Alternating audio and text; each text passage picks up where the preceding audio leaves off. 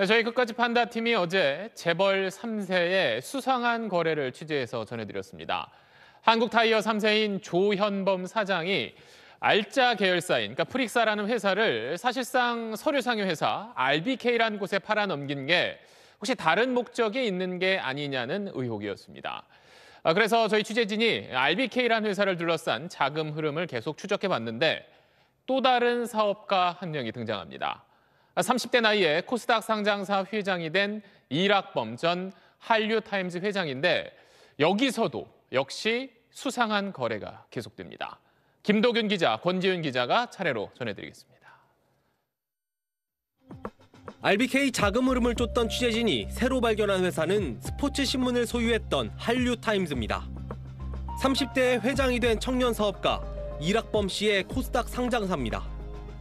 RBK가 한국타이어로부터 프릭사를 산 지 3년 만인 2018년, 한류타임즈는 프릭사 인수에 나섭니다. 그리고 이행보증금, 즉 계약금 명목으로 35억 원을 RBK에 지급합니다.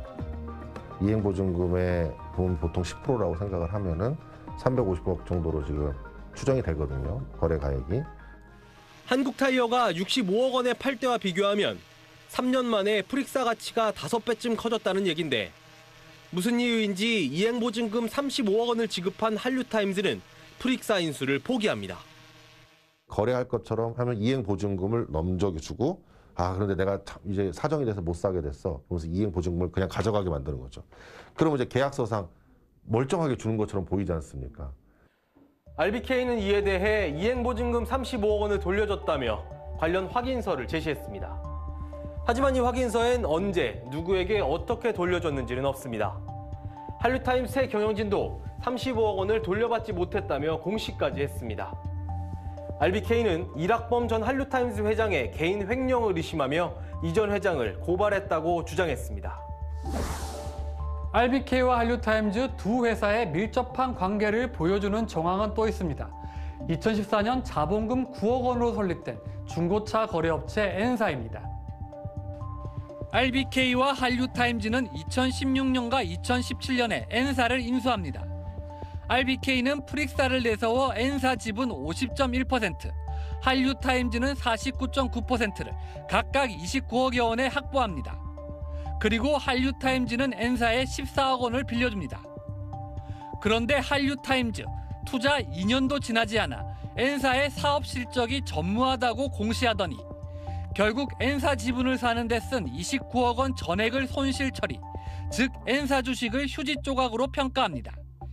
또 빌려준 돈 14억 원도 돌려받지 못할 미수금으로 분류합니다. 투자금을 날렸다고 평가한 겁니다. 1년 남짓 지나서 손상처리를 해버린다는 거잖아요.